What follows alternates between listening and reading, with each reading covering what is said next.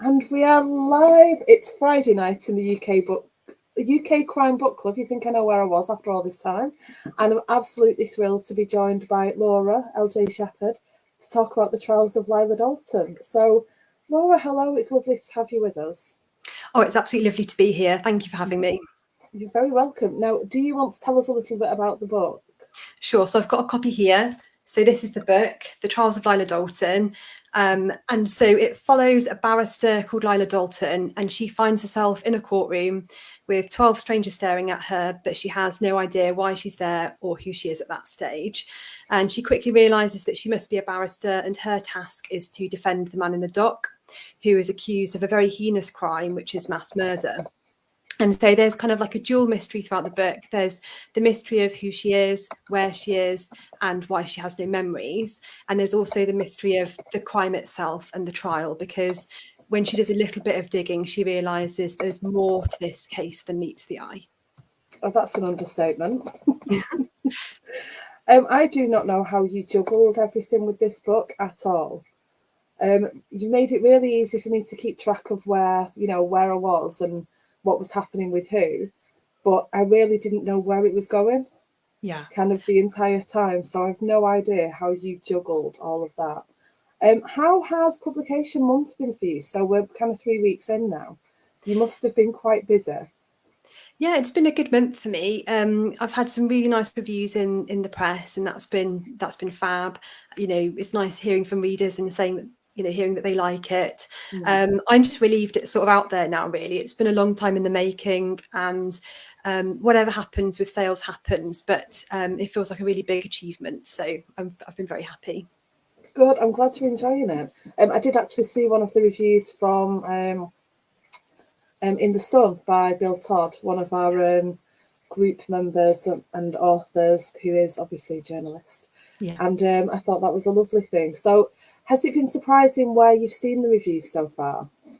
Yeah, I mean, one of the They things seem to be everywhere.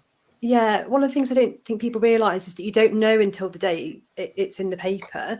It's a very closely guarded secret, because I think crime and thriller is such a popular genre. It's you know, there are so many books out every year for crime and thriller, so to get those coveted review spots is really hard. And so it's a closely held secret. And so when it comes out on the day, it's a total surprise. I have no forewarning of any of it. So yeah, it's been great. I suppose that's a good tactic for the papers as well, isn't it? To get people to go and buy it and have a look to see who's in it.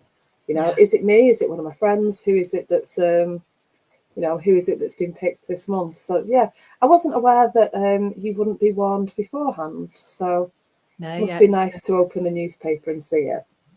Yeah, I've been out and bought a copy of every paper where I've been reviewed. I'm going to make a little montage, I think. That's a nice idea. So, should we start? I mean, you did mention briefly. Sorry, I'm just putting my phone on silent.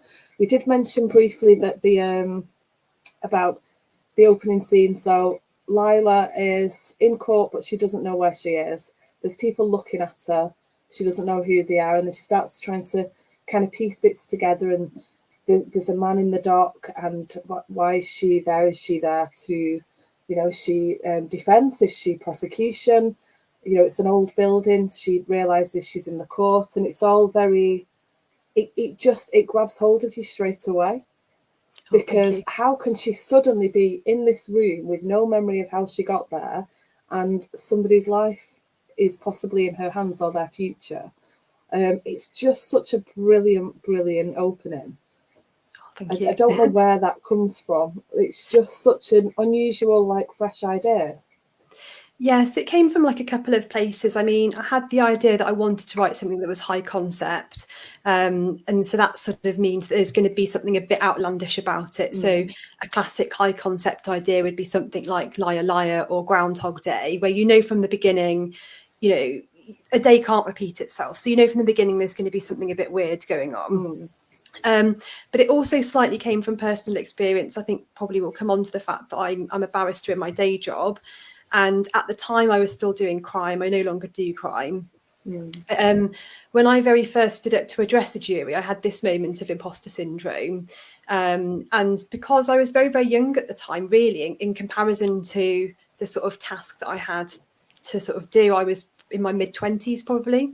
And so I stood up, and all of these people are suddenly looking at you. They're expecting you to know what you're doing. And it was just a moment of like, oh my God, they're really expecting me to sort of guide them through this.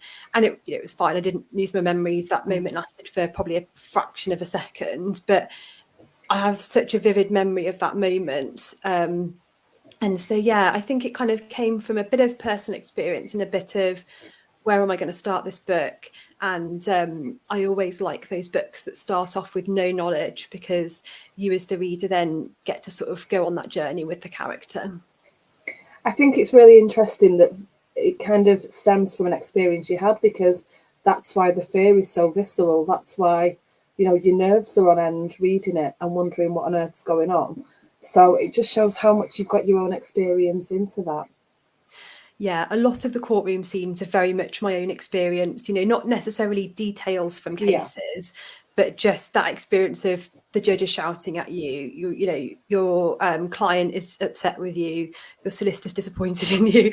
I'm not saying this happened all the time, but, you know, there are times when the pressure is on you, and that your heart beats. And you know, I was a very, very nervous advocate actually, and the very first time I thought I was going to have to do a jury trial, very luckily it what we call cracked. The defendants pleaded guilty and I didn't have to do it. But I remember the beating in my heart, like it caused physical pain because I was so nervous. So yeah, a lot of that's gone in, and it comes across really well. So obviously it's it's interesting to know that everything that, like, not everything that Lila's felt, but you know, like you say, the experiences, the details aren't your experiences, but the feelings are, and that does come across really, really strongly. Oh, thank you. Which is obviously what you're going for. So job done there. The legal jargon used in the book, it doesn't feel very jargony. Now, I'm not up on the law in, you know, that there are, I learned a lot of new words, a lot of new things from this, but it didn't feel like I was being beaten over the head with it. You know, it was just kind of gently dropped in little bits throughout. Was that, did you add more in? Did you take more out? Did you have a good vibe for how much you were going to need for the people with, like me, with no experience of the courtroom? I'm so sorry that my cat's come in and decided to heckle me. It's fine. The audience love cats and dogs. Kids they're not as fond of, but cats and dogs are fine. Yeah, so I would say I was quite conscious when I was writing it that I've got, you know, a decent amount of knowledge about this stuff, and the reader is not going to have that same amount of knowledge. And all the way through, I was very conscious of the fact that people like to know things about careers and professions. So, for example, if I was reading a book where somebody was a figure skater or a singer, part of me being able to really engage with their story and empathize with them is understanding a little bit about singing or figure skating, because then you understand a bit about why what they're doing is difficult, or you understand a little bit about the training they must have done to be able to perform that thing. And so I wanted to introduce that element into it. And my editors really helped me with this as well, because they're coming at it from the same perspective as a reader. So they're able to say, I do need a little bit more here, you know, what does this mean? But overall, I wanted it to be striking that balance between, you know, explaining a little bit just to keep people invested, but holding enough back that it wasn't, you know, a legal textbook.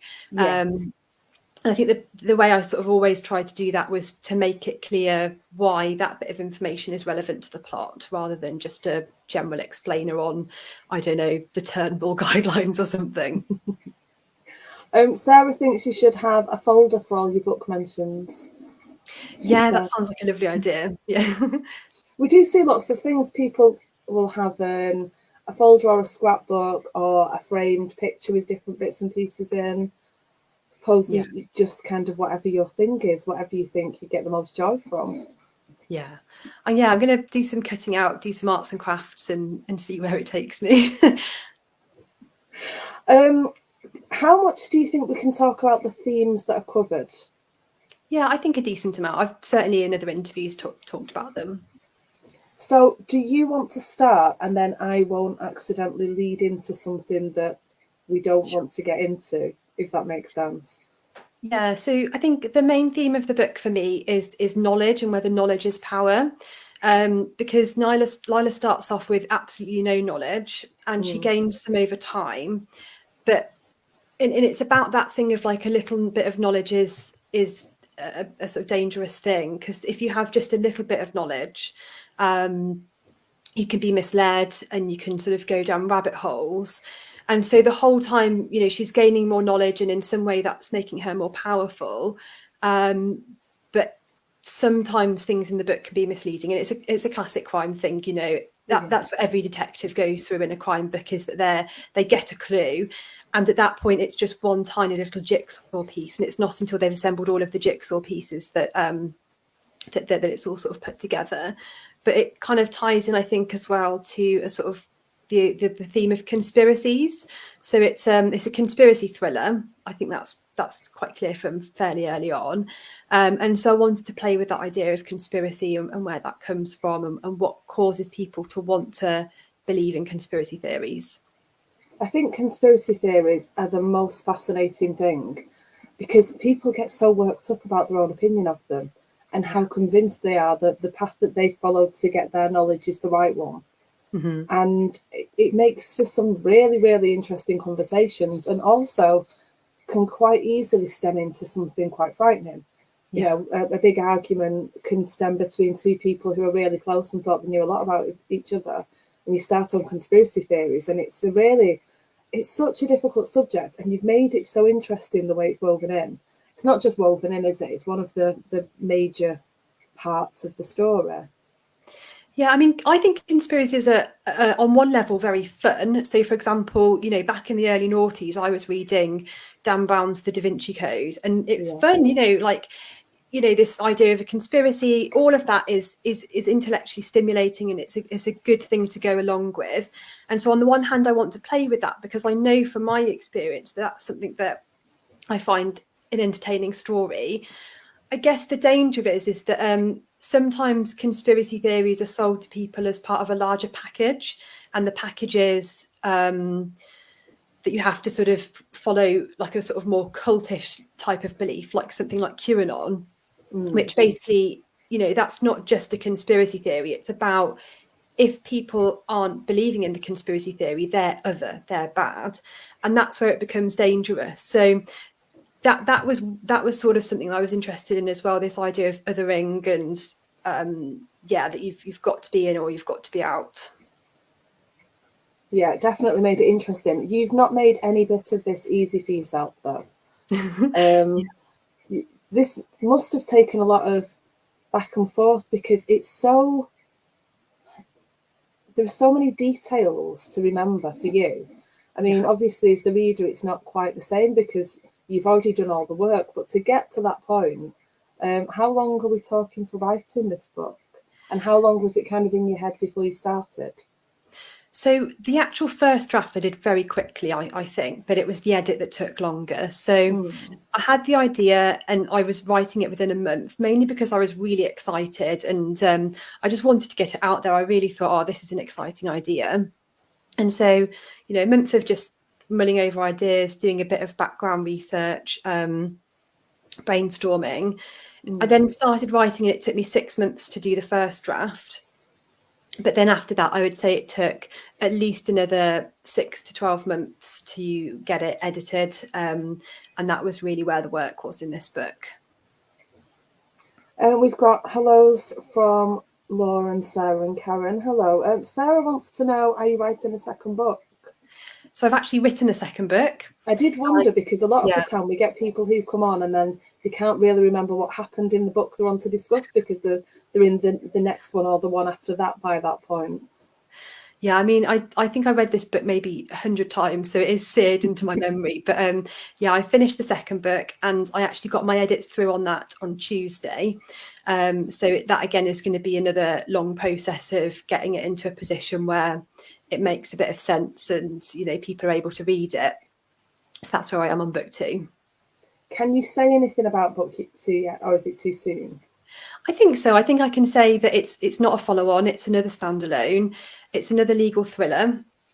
And all I'll say, I think, at this stage is that rather than following a barrister, this time we're following a member of the jury.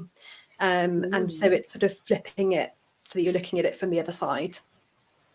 That's interesting. So you're sticking with that, a kind of broader theme. Yeah, I think it's thematically quite similar. Again, it's about what we believe and what causes us to have certain opinions, because I'm absolutely fascinated by juries. I spent a decent amount of my time trying to convince these people of my point of view, and I'm just really interested in what makes people want to convict, what convinces people. I've seen all sorts of verdicts over the years where, sometimes I agree, sometimes I disagree, and I always just wonder what was going on behind closed doors which caused people to go one way or the other.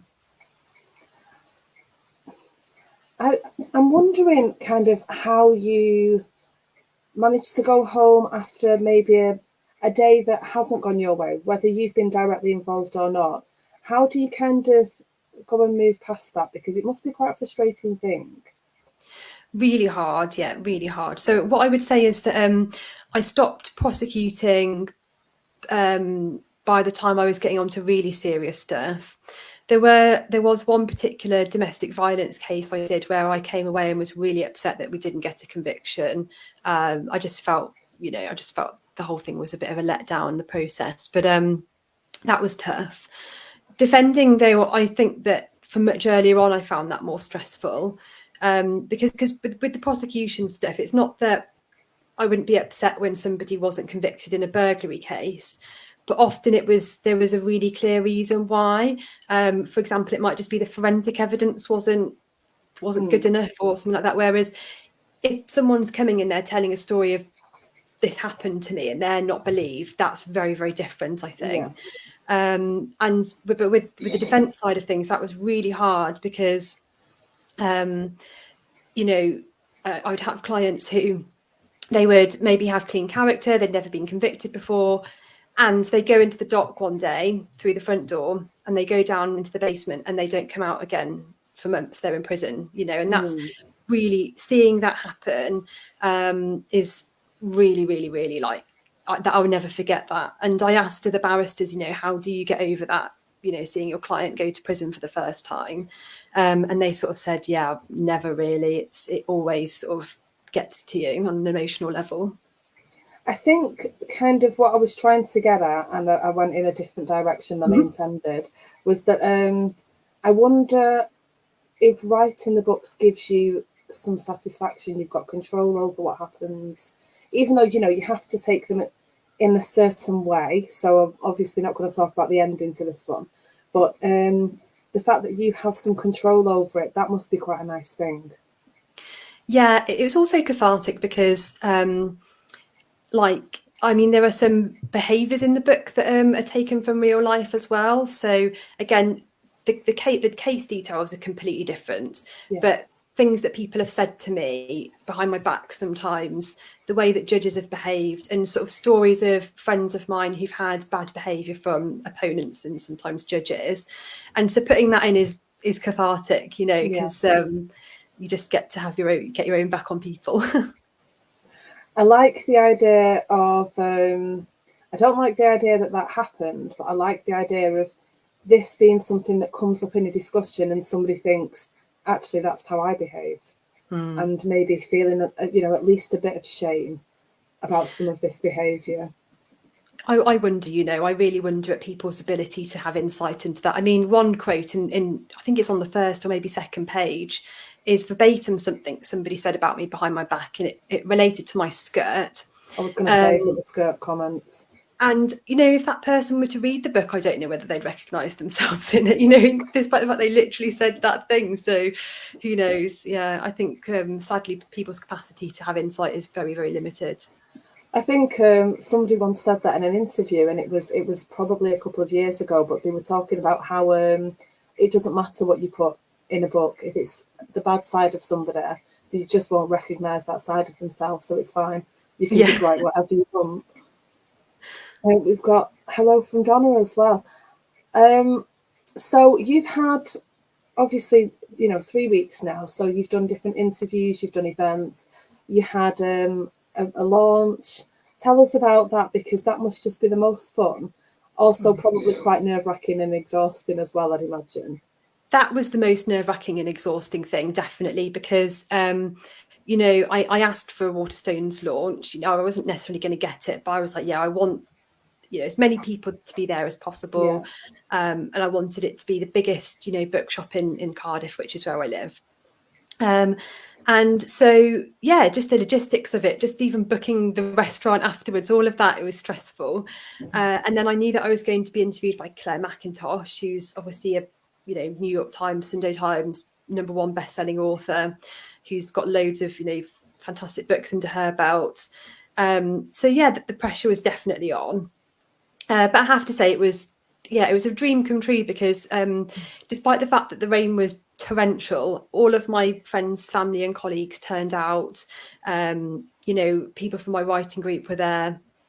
It was really special, and the shop actually sold out of all of the copies that it had. So that was just that. Yeah, it couldn't have gone better, really. There are always times where you think, oh, I wish I'd have phrased that better or been a bit more eloquent, but yeah, it was amazing. And I was on a high for hours afterwards. I couldn't sleep that night because the adrenaline was pumping.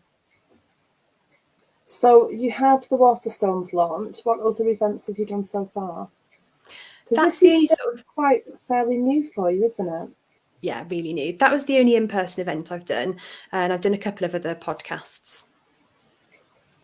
I'm glad you're enjoying it so far, though, because you've got to get swept up in the moment. It's such a nice thing that after working for such a long time for something, you finally get to go and enjoy it with friends and family and colleagues, like you said. Just such a lovely thing. Oh, it was fantastic. And I know that in reality for book 2, people are not going to be as excited, that they'll do the thing for book 1, but they're not going to do it. Well, they might do it for book 2, I don't know. But yeah, I just knew that this was my shot. Let's go big or go home. And yeah, it was just, it really worked. So have you always wanted to work in law? Have you always wanted to write this kind of book? When did this kind of come about for you?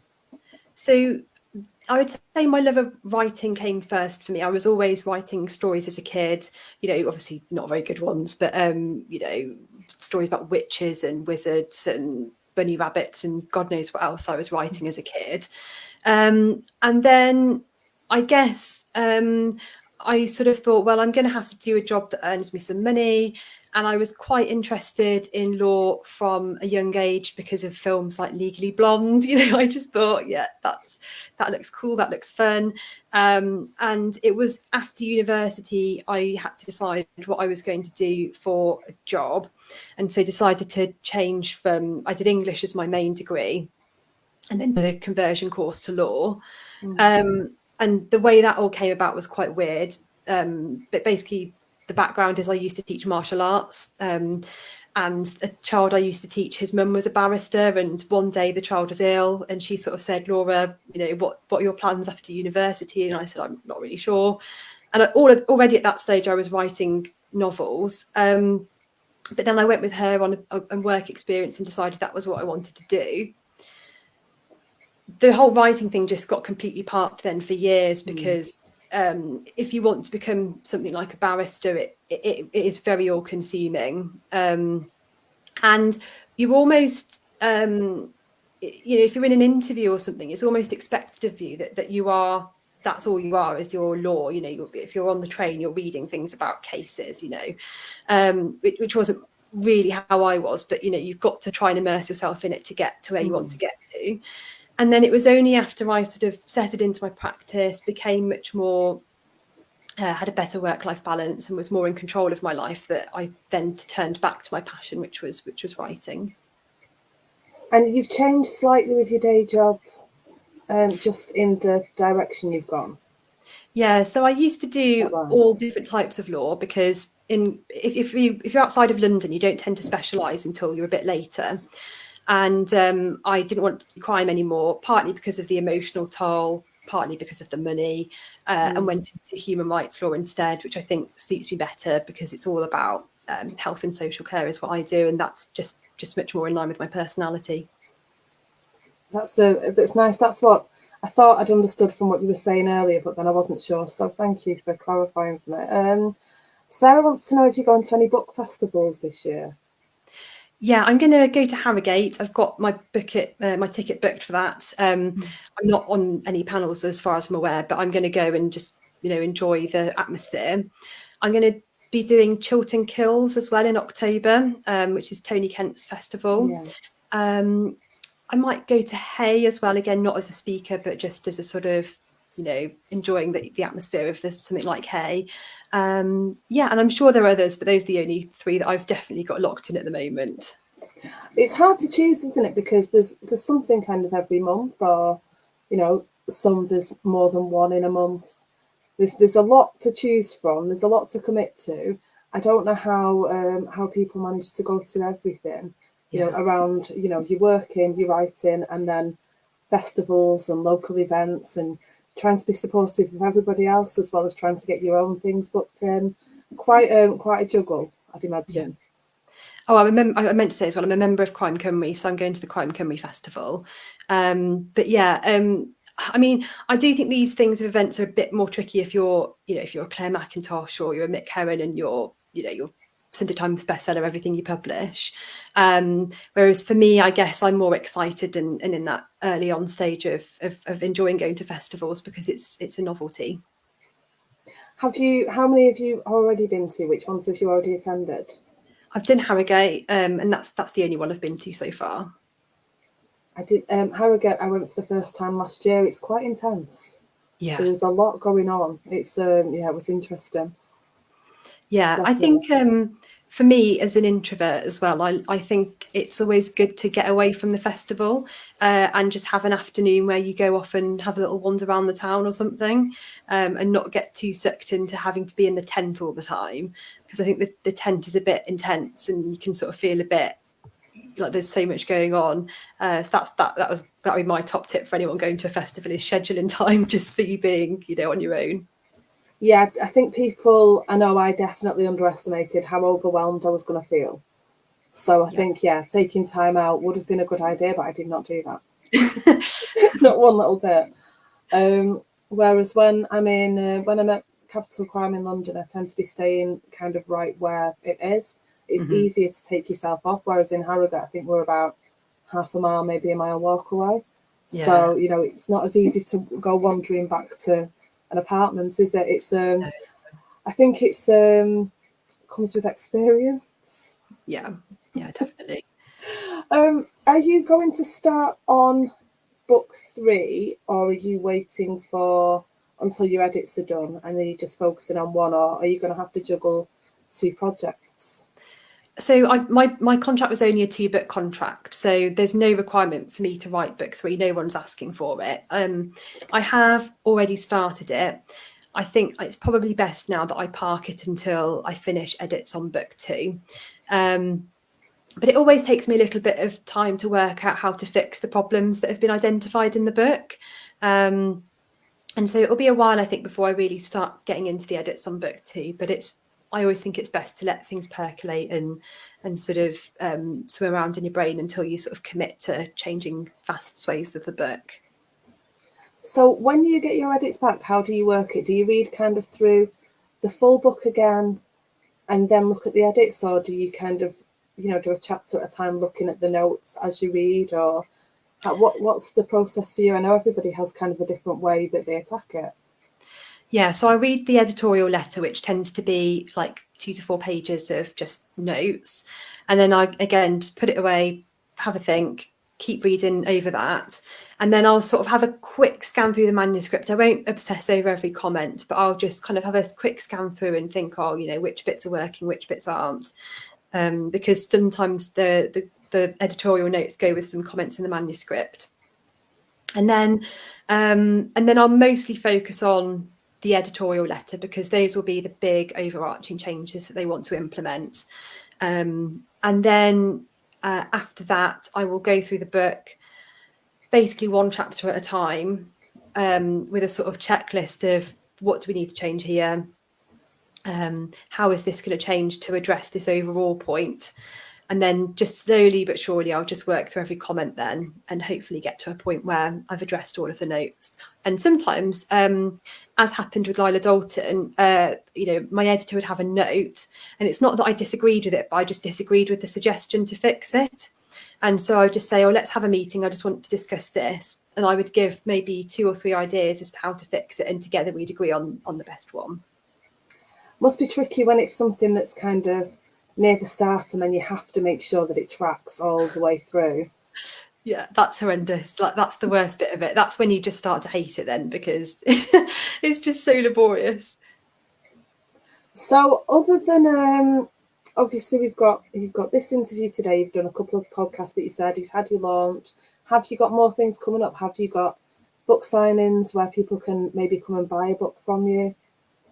Not as far as I'm aware. I did a signing on Tuesday at Goldsborough Books, but that's just when you go into the back of the shop and you do some ones on your own. So there's no one waiting in a queue. And I know I've got another podcast coming up, but other than that, I don't think I've got anything else coming up. One of the other things that I like to ask is memorable moments so far. So, I mean, I know it's book 1, but you've had some quite big things already, signing contracts and things. What has been really enjoyable for you? Yeah, so the first one I would say was signing with an agent. Anyone who's trying to get published will know that's the big one, because you can't get a deal really unless, with a big publisher anyway, until you've got an agent. And so that was just so euphoric. That was a fantastic time.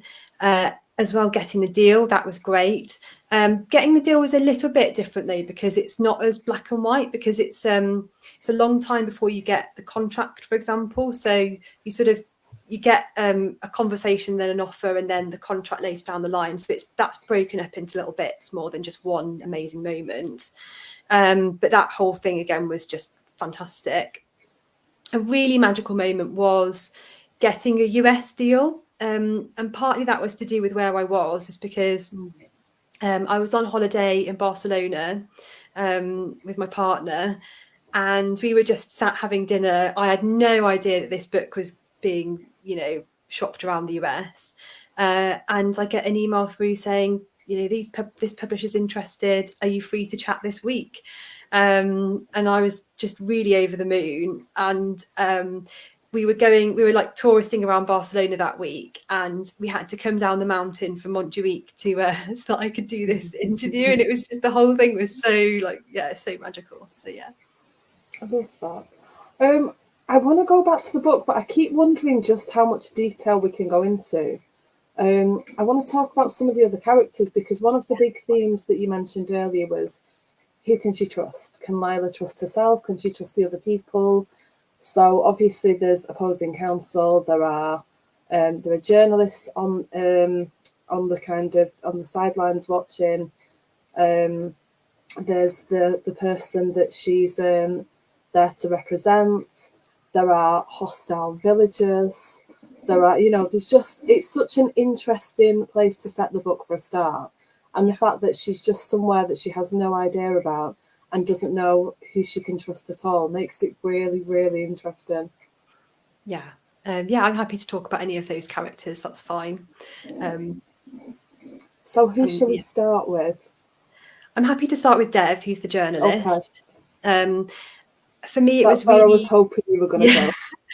For me, it was really important to have a journalist in the book, because something we haven't mentioned is that it's set in the 90s. So now so much of what we get is via the internet, and it is still to an extent mediated by journalists, but there's so much more citizen journalism now. You can go on Twitter and people can, if you're sat in the back of a courtroom, technically you could just be there tapping away, tweeting to your followers about what's going on in there, and you don't have to be a journalist necessarily to be doing that. You might have to, but you can do it illegally. Let's put it that way. And people do things illegally. Let's be realistic. Whereas back in the 90s, everything we got was really mediated through journalists before the sort of advent of the internet, which really came online in the later 90s in terms of people having access to it in their houses. And so that was really important for me, that the role that journalists play in mediating between events and the public.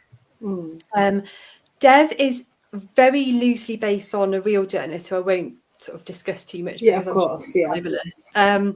But somebody who I sort of came across in my research who I just found really fascinating, who describes themselves as being quite left-wing, but has a very interesting sort of sympathy for a lot of these people who are extreme right.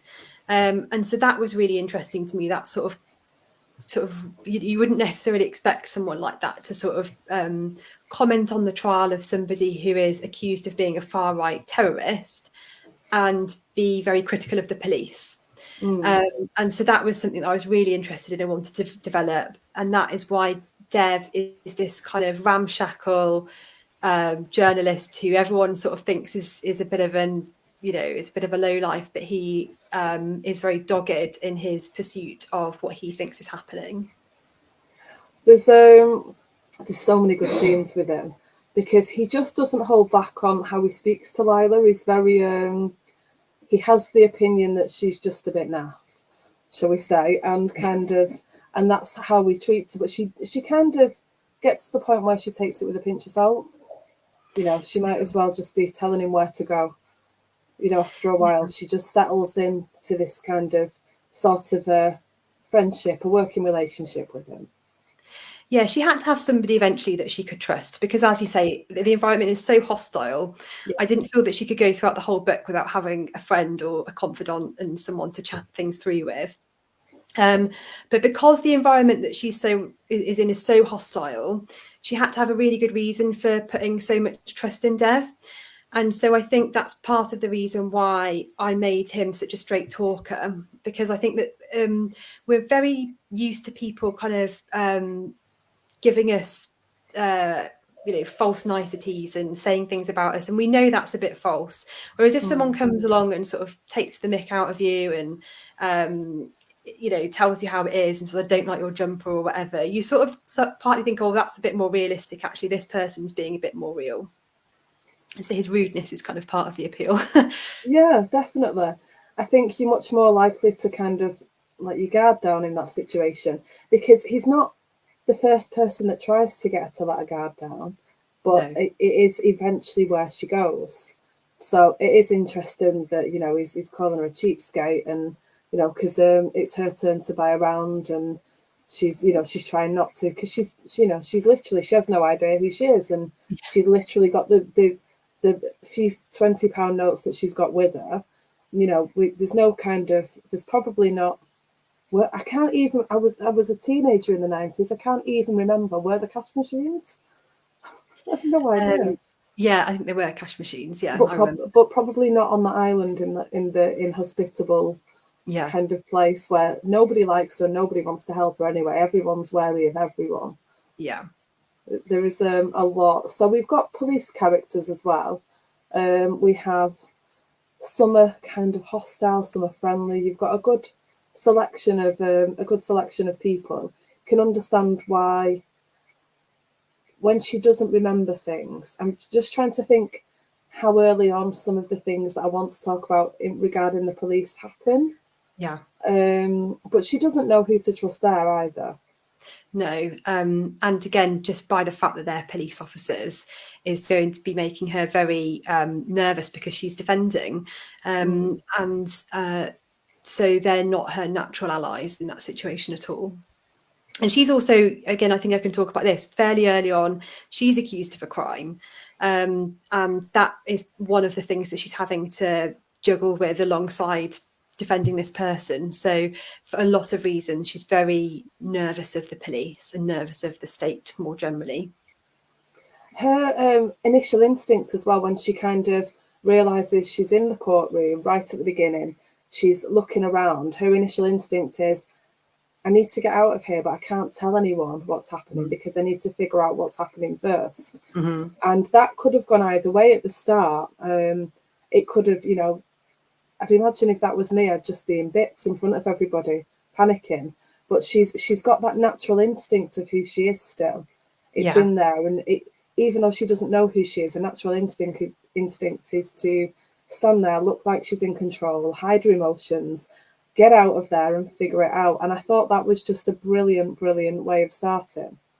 Thank you. Yeah, I think yeah, that was a really difficult decision in terms of how realistic to play it, how brave she's going to be in that circumstance. But all I will say is that there are two things. Firstly, is if anybody knows anybody who's suffered memory loss or dementia, they don't let it on. They don't tell you, really. They do everything they can to prove to you that they're totally in control. And that's certainly my experience. Again, I have family members who've had Alzheimer's. I do lots of cases involving people with dementia, and they absolutely don't let onto anybody that they're vulnerable. And the second thing is that, again, just talking about mental health more generally, if you were to walk into an office and you're not feeling that great that day, maybe you're having a difficult time, how many of us tell other people what's going on in our heads, and let that vulnerable side over? It's very, very rare. And so I did think there was an element of realism in her keeping it to herself for a long time, even though some people might think, why on earth isn't she going around telling people what's the matter? In reality, a lot of people keep things to themselves, and so I thought that was just realistic enough. Yeah, I thought it was realistic because she really doesn't understand where she is, what has happened, and she slowly comes to the realization that actually, if I tell people that I'm not right here, that's my career gone forever. Yeah. And she's just, she's finding out that she's quite new to this aspect. She's taken over the case from somebody. So there's so much to kind of back up the fact that she would be feeling like that, and it is realistic. You've put, I can understand why it was a difficult decision, but you've put all the groundwork in there. It is, and the more you go through the book, the more you know, her instincts as she follows them they do lead her all over the place. Again, trying to be careful how I word this, but at the same time, that's all she's got. All she's got to go on is her instincts. That's all she can follow, and just hope that she ends up where she needs to be. Yeah, and her instincts prove really to help her in the first couple of chapters. They really come out, in her favour, and so she's got every reason to trust them. Again, just talking about how memory works. It's not a total memory loss. That often with people, again, if they lose their memory later in life, they'll remember loads of things from earlier in their life, and they'll know, someone, again, going back to someone with dementia, they'll know how to make a cup of tea. They'll just forget which steps in the process they've done. And so I just thought that, she needs to be able to get through the book, and she has just enough instinct, just enough sort of residual different types of memory that she can battle on. One of the things that I think is really funny and really sweet about her in the beginning is and it carries on throughout the book, but as she remembers things, she's really surprised, like, where did that come from? How do I know that? Yet she knows it's right. And it's just kind of, it really warms you to her. That she knows that there's this knowledge in there. She just has to breathe and wait it out, and it'll come to her. Yeah. And as I say, she goes along and she pieces things together eventually. And I hope that's a satisfying moment when it all comes together. Yeah, absolutely. It must have been for you as well, because that is, like you say, you've gone through all the writing, you've gone through various drafts, you've gone through edits. And then when you actually sit down, did you then sit down and read it back through as a whole after all the notes were done and think, whoa, look at what I've done here? Definitely not. That stage I hated the thing. I wanted to chuck it out the window. I'd done so much work on it. But more recently, I have had a little flick through, and I sort of, I like it again. I sort of, the only thing I can do, I can't please everybody, but all I can do is write a book that if I was to sit down and read it, I would really enjoy. Yeah. And I really believe that I've done that. And so for that reason, I'm really proud of this book. And I mean, as we've said, all books come with people who it is absolutely a book for them, and people who it's just not their thing. And surely that can only be a good thing, because it's creating conversation, which means you're being talked about. Yeah, which is a goal. Yeah, I didn't set out to write a book that everyone would love. I set out to write a book, as I say, that I would love. And you know, some of my favourite things are quite cult, and some of my favourite things are divisive. And so I wanted to do something that was going to be a bit challenging. And yeah, not everybody likes it, and that's absolutely their right to not like something. There are loads of really popular books that I don't like, and you know, I don't slag them off or anything, but that's my right to have that taste. And yeah, I just hope that for the people that want to read something that's a bit twisty, a bit turny, and I think pretty fast paced, that this is going to be for them. And yeah, the kind of the groups and the theories that we meet in the book as well. We're talking about conspiracy theories and the different things that happen. I'm assuming that everything is fictional. Everything is fictional, but I did a decent amount of research into groups, far right groups in particular, to try and give it a bit of realism. And so the sort of far right group in the book is based on various like different groups and mythologies, and yeah, so it's all based on something that you could research, but it is fictional ultimately. I didn't want to go and look into anything. I wanted to ask you that and see what the answer was. I didn't want. It's not something I thought. It wasn't a rabbit hole I wanted to go down particularly, but it does read like, you know, like the pamphlets are real things that people would be given, and that, you know, the kind of the things that are in the books. I did wonder if it was just literally some reality that you'd, you know, used as part of your book. So that's really interesting that you've kind of done all the research and then kind of created the snippets of the mythology that you needed. Yeah, and paper was, yeah, in the 90s, that was how things were still done. You know, ideas were still propagated on these magazines, or zines as they were called, if they were amateur publications that would go around, and people were going into internet cafes and they were downloading things from there as well. But yeah, I guess only if you were living in a city that had an internet cafe. If you lived in a village, then you would have to subscribe to some sort of yeah, publication to be able to get this information that you want. Going back to the setting, is it loosely based on anywhere real, or is it?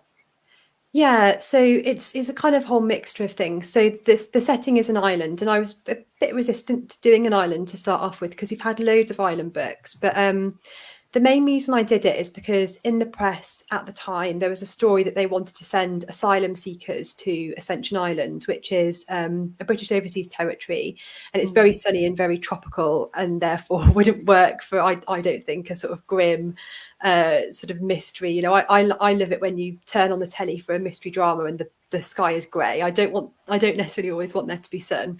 Yeah. And so I wanted to create my own island. Which And I is wanted Assumption Island. I did wonder Ascension if it Island, came from Ascension. yeah. So Ascension, I thought, was a great name, and a lot of these islands that are British overseas territories have these sort of religious names, or, you know, islands that have been colonised, like, you know, Christmas Islands and Easter Islands and things like that. And so I decided to choose Assumption because it has a nice double meaning as well. And so I wanted there to be a sort of, as I say, a grim sort of brooding quality to it. And so it feels very British. I think the coastline feels quite Agreed. British. Yeah.